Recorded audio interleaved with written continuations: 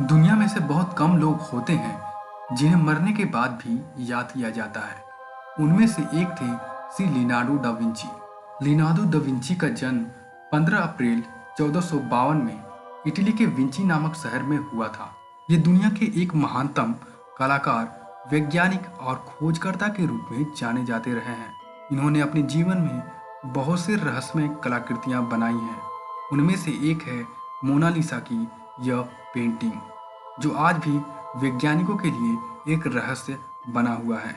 और आज हम इसी मोनालिसा की पेंटिंग के रहस्यों के बारे में जानेंगे और कैसे 500 सालों तक मोनालिसा की पेंटिंग के पीछे छुपे एलियन को किसी ने नहीं पहचाना। तो आइए शुरू करते हैं।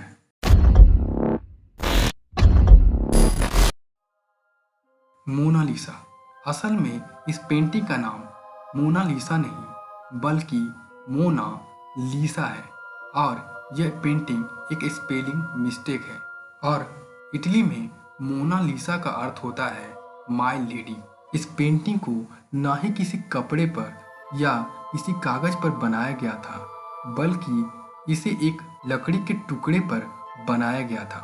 और यह लकड़ी आजकल स्केटबोर्ड बनाने के काम में आती है। दा विंची इस पेंटिंग को सन 1503 से लेकर सन 1519 तक दा विंची इस पेंटिंग को बना रहे थे, लेकिन इसके बावजूद भी यह पेंटिंग अधूरी है। इससे पहले दा विंची इस पेंटिंग को पूरा कर पाते, दा विंची का देहांत हो गया। फ्रेंच रूलर नेपोलियन बोनापार्टे को यह पेंटिंग इतनी पसंद थी कि वह इस पेंटिंग को अपने बेडरूम में लगाकर रखा करते थे।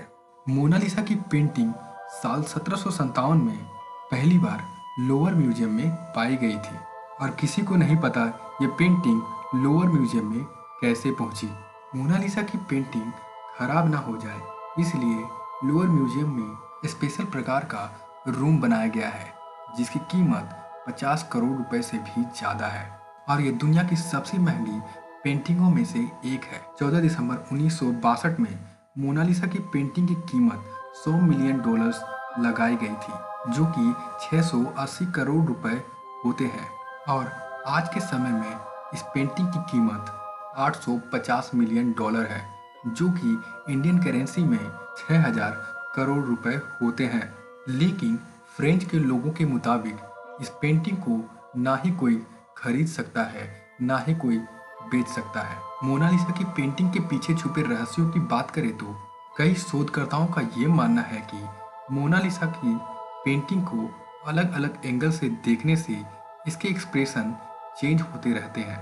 यूनिवर्सिटी ऑफ सैंडरलैंड जब इस पेंटिंग का बहुत ही बारीकी से अध्ययन करती है तो यह पता चलता है कि जब हम मोनालिसा की पेंटिंग को दूर से देखते हैं तो वह स्माइल करती हुई लगती है, लेकिन जब हम मोनालिसा की होंठों को ध्यान से देखते हैं तो वह दोनों कोनों से झुकी हुई लगती है, जिसके कारण से मोनालिसा उदास लगती है। तो वहीं न्यूरोलॉजिकल एक्सपर्ट्स का मानना है कि मोनालिसा की स्माइल कभी चेंज नहीं होती, ये मात्र हमारे ब्रेन की उपज है। जब हम इस पेंटिंग को ध्यान से देखते हैं तो मोनालिसा की स्माइल बदलती हुई दिखती है। मोनालिसा की सबसे बड़ी रहस्य की बात करें तो दा विंची ने अपने किसी भी दस्तावेज में इस लेडी के बारे में कोई भी जिक्र नहीं किया है। तो यह सवाल उठता है, यह लेडी आखिर है कौन?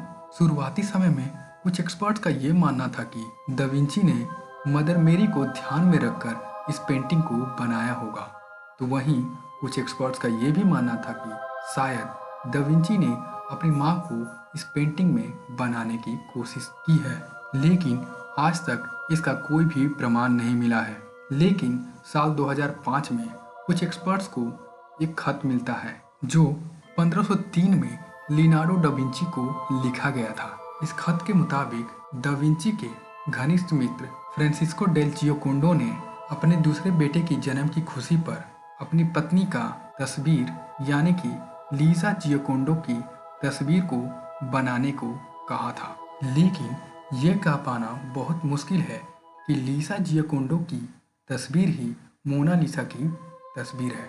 साल 2004 में पास्कल कोटे नाम के एक वैज्ञानिक जो सालों से मोनालिसा की पेंटिंग पर अध्ययन कर रहे थे, उन्हें जो मिला वो बहुत ही चौंकाने वाला था। उन्होंने पाया कि मोनालिसा की पेंटिंग के 3 लेयर हैं और मोनालिसा की पेंटिंग के पीछे किसी और की तस्वीर छिपी हुई है। और हैरान करने वाली बात यह है कि वो तस्वीर लीसा जियोकोंडो की तस्वीर से काफ़ी मिलती जुलती है। दा विंची ने लीसा की ही तस्वीर इस पेंटिंग में बनाई थी, लेकिन दा विंची को लीसा की तस्वीर खास पसंद नहीं थी। इस कारण से दा विंची ने लीसा की तस्वीर पूरी तरह से मॉडिफाई करके मोनालिसा की पेंटिंग में बदल दी। दा विंची अपनी पेंटिंग्स में हिडन मैसेज छुपाने में काफ़ी एक्सपर्ट थे, जिसे समझ पाना हर किसी के बस की बात नहीं। हर पेंटिंग की तरह इस पेंटिंग में भी दा विंची ने हिडन मैसेज छुपा कर रखा है। और इसी को जानने के लिए जब वैज्ञानिकों ने high and ultra microscopic telescope के अंदर देखा तो ये पाया कि मोनालिसा के उल्टे हाथ की तरफ कुछ लिखा हुआ है, जो था ला रिस्पोस्ता सी ट्रोवाकी, जो कि इटालियन भाषा में लिखा हुआ था, जिसका मतलब होता है द आंसर इज हियर। लेकिन आज भी इस मैसेज के पीछे छुपे रहस्य का पता नहीं लग पाया है। हाल ही में एक पॉपुलर वेबसाइट पैरानॉर्मल क्रूजवेल का दावा है कि मोनालिसा की पेंटिंग में एलियन छुपा हुआ है।